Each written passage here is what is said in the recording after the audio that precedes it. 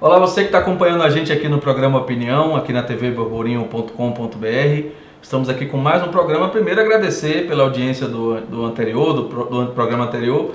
Recebemos aqui muitas mensagens, muitos WhatsApps aí. O programa foi meio polêmico, falando sobre política.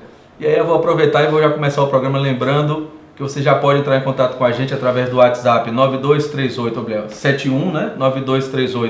92389495, ou mandar um e-mail para a gente através do opinião.burburinho@gmail.com. E você vai poder interagir e sugerir sobre o tema do próximo programa que eu falo já. Antes eu vou receber o convidado, um convidado mais que especial, está aqui conosco, o Caio Marques. Ele é conselheiro da Rio Limpo, mas eu ouso dizer que será o próximo presidente da OCIP.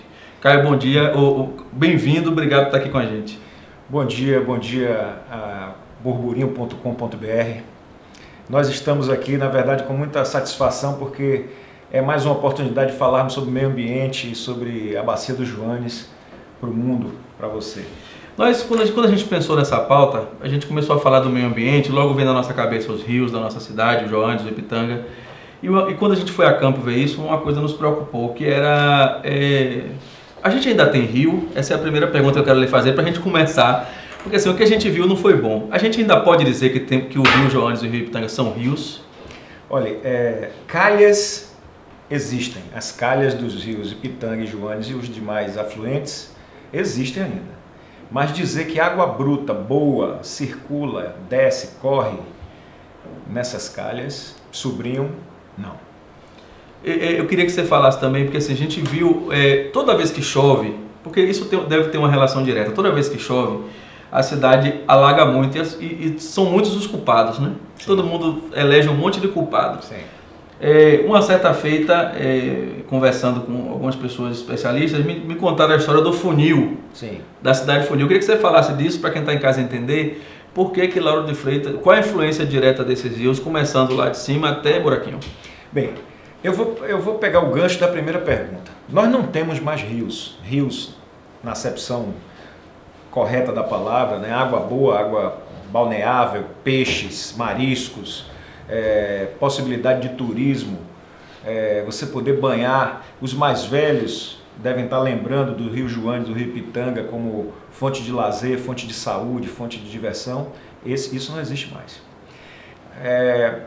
O que mais nos preocupa é que, usando essa expressão do funil, nós usamos uma outra parecida, que é dizer que a nossa Lauro de Freitas é um município foz. É semelhante a essa situação do funil. Por que um município foz? Sobre o território de Lauro de Freitas, qualquer precipitação, qualquer água, qualquer líquido que derramar no território de Lauro de Freitas, seja onde for, ele sairá para o mar pelo Rio Joanes, pela foz do Rio Joanes, que é Buraquinho. Então, se você derrama alguma coisa ali depois da ponte do aeroporto, essa água, esse líquido, deverá precipitar sobre o Rio Ipitanga. Ele virá pela via paralela, passará na frente da insinuante, entrará em Vida Nova, atravessará aquele trecho da caixa d'água, a parte da adutora, aí vai encontrar com o Rio Joanes e vai sair em Buraquinho.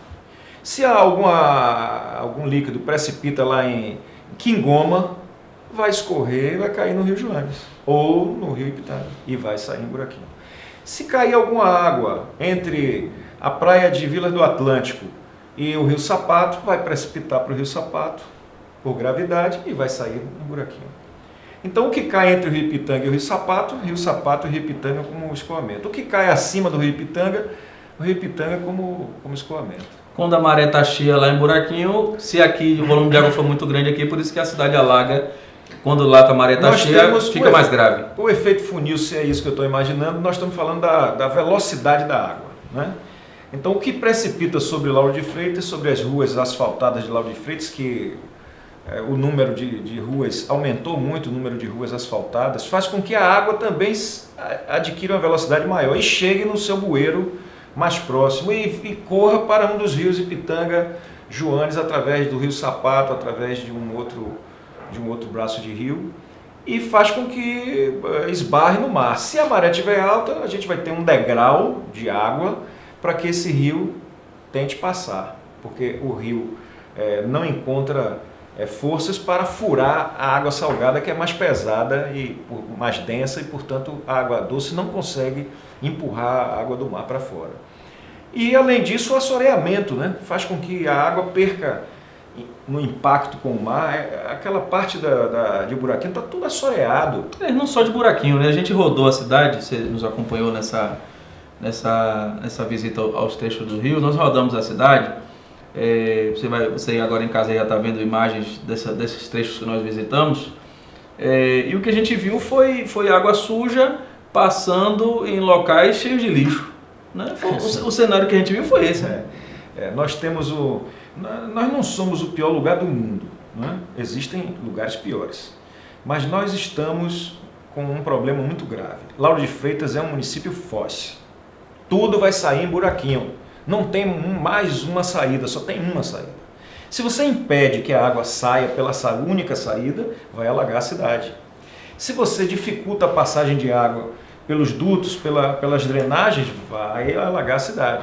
Se você aumenta a quantidade de ruas asfaltadas sem drenagem compatível, você vai alagar a cidade. Se você deixa as ruas sujas, né, se você, cidadão, se você que está assistindo a gente aqui, joga lixo pela janela do carro, pela janela do ônibus, ou deixa fora do horário da coleta na frente da sua casa, e chove, isso vai para o bueiro, vai entupir o bueiro, vai diminuir a velocidade de escoamento e vai alagar a cidade. Se já não bastasse nós só termos esgotos nos rios, porque esse é o grande problema, sobrinho. Nós estamos falando de água drenada, é esgoto, amigo. A coisa séria que a gente precisa lembrar é que Rio Ipitanga e Rio Joanes já foram rios balneáveis. Eu ouço histórias. Se tomava banho. Eu ouço histórias, o pessoal conta histórias mais antigas. Eu moro aqui há 25 anos, mas já não alcancei tanto aquele trecho ali da Beira Rio, né? Que vai do ginásio até próximo da Insinuante. Aquele trecho da Beira Rio, o pessoal tomava banho ali, brincava, pescava. E isso assim, a gente olha para aquele pedaço ali hoje e é um negócio que a gente não consegue imaginar que ia acontecer. Eu queria inclusive já começar falando disso, falar com você do saneamento. Porque assim, a gente ouve, entra governo, sai governo, o que a gente ouve? Lauro de Freitas é uma cidade que tem 5% de saneamento, a maioria é fossa cética, aí aparecem os mega projetos de saneamento e a gente não vê isso acontecer. A gente já viu que não dá para confiar nos projetos de governo. O que fazer diante dessa situação? Porque assim, se os projetos não saem, na outra ponta, o cidadão pode contribuir de que forma para essa questão do saneamento? Porque senão a gente vai ver o que hoje é água suja passando no lixo, vai chegar um momento que a água não vai nem passar. Sim.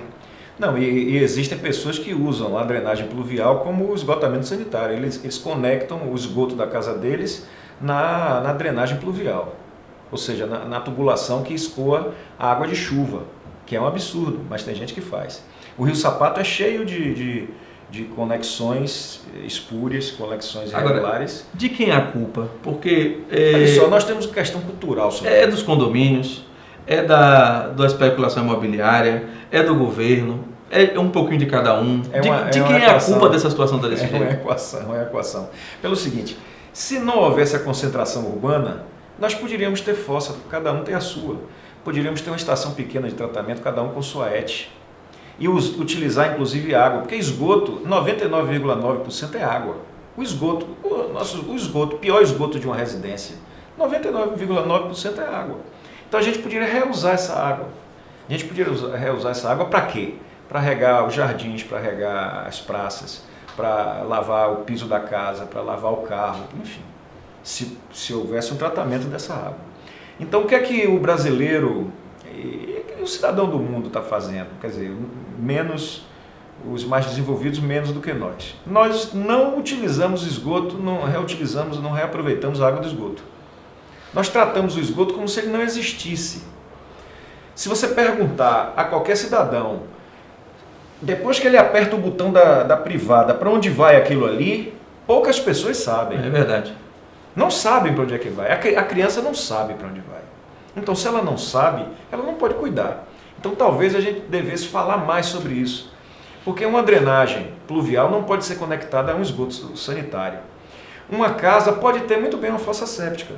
O problema maior aqui é que o lençol freático é muito alto. Então, quando você cava 1 metro, 1,5 metro, 2 metros, não precisa chegar a 2 metros, você já encontra água.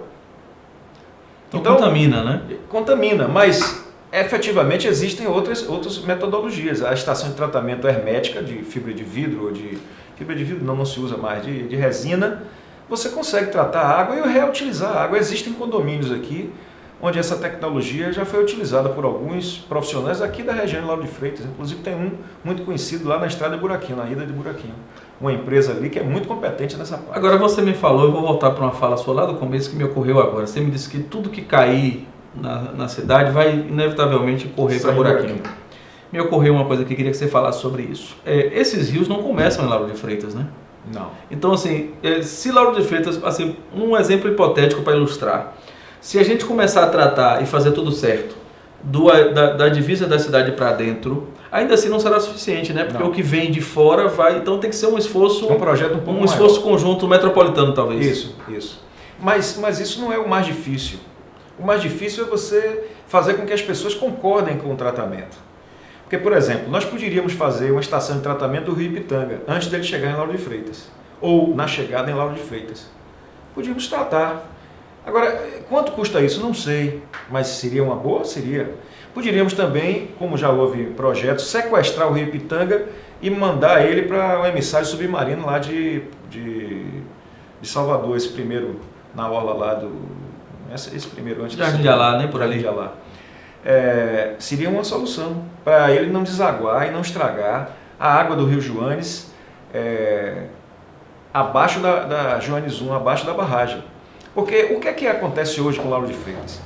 A barragem, da barragem para cima, a montante da barragem, a poluição ocorre por conta dos resíduos de Simões Filho e Camaçari, basicamente, que contaminam a água que é captada pela Embasa para nosso consumo. 40% da água consumida em Salvador e região metropolitana vem do Rio Joanes, da bacia Joanes e Pitanga.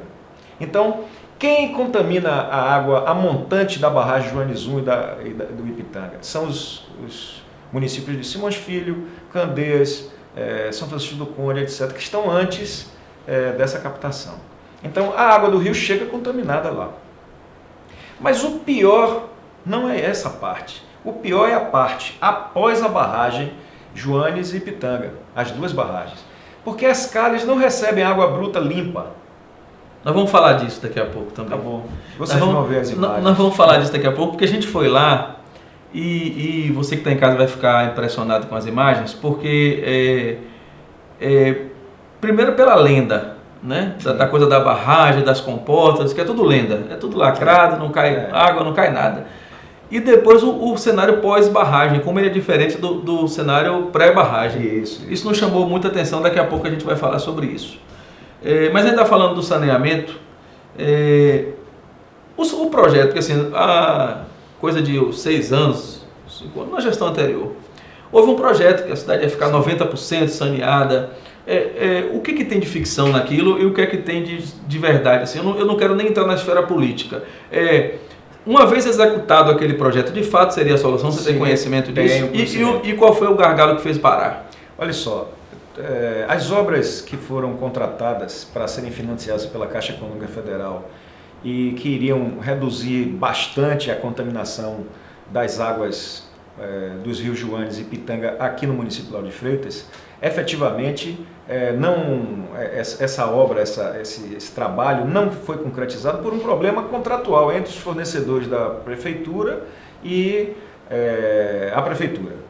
Ou seja, fazer um trabalho que envolve conscientização e educação ambiental não é uma coisa fácil de ser feita.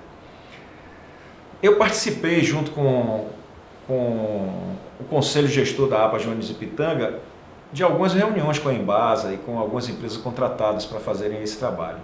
Efetivamente é um trabalho árduo e foi iniciado. Não sei exatamente o motivo pelo qual o contrato foi suspenso. Sei que foi por inadimplência da empresa contratada. Então, prometeram entregar alguma coisa, receberam uma parte do recurso para fazer e não fizeram da forma adequada, o contrato foi suspenso. Posteriormente, a Embasa fez nova licitação, novo certame, E não houve vencedor. Me parece que as pessoas não fizeram propostas condizentes com o serviço. E aí foi feita agora a terceira licitação, me parece, que já há uma empresa vencedora e parece que os serviços vão dar início agora no mês de junho próximo e vão ser retomados os serviços de saneamento de Lauro de Freitas. Isso quer dizer o quê? Que as obras de coleta dos pontos residenciais e comerciais de Lauro de Freitas serão conectados a uma rede subterrânea que deverá levar esses resíduos líquidos para o emissário submarino lá em Salvador. Isso aí acontecendo, a gente pode começar a sonhar em ver os rios de volta, ou não adianta fazer isso sem um processo mais sério de revitalização? Você fez uma grande pergunta, eu não posso lhe assegurar, mas você reduzindo a causa da poluição, que é o descarte de água contaminada dentro da calha dos rios, nós vamos ter uma calha melhor. Só que o que é que vai acontecer? Digamos, sobrinho, digamos.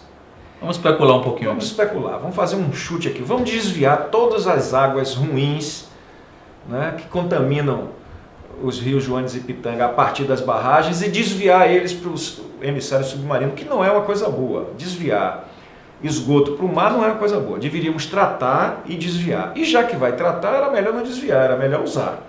Mas enfim, vamos supor que desviamos. Nós vamos olhar para as calhas dos rios e elas vão estar cheias de matéria orgânica. Por quê? Porque não desce água boa. Não tem água corrente. Não tem água descendo das barragens, entendeu?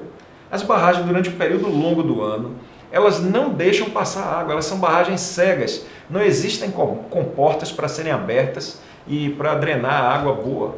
Não existe isso. Vocês vão ver.